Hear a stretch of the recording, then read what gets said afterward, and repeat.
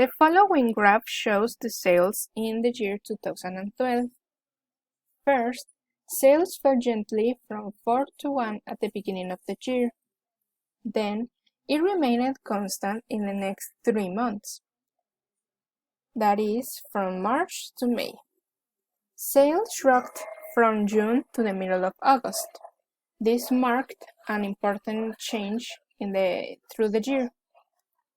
Between August and December, sales fluctuated.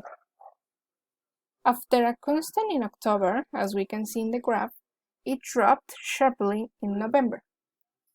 To conclude, there was a lot of changes in this year, but at least the sales ended with approximately 6 or 7%.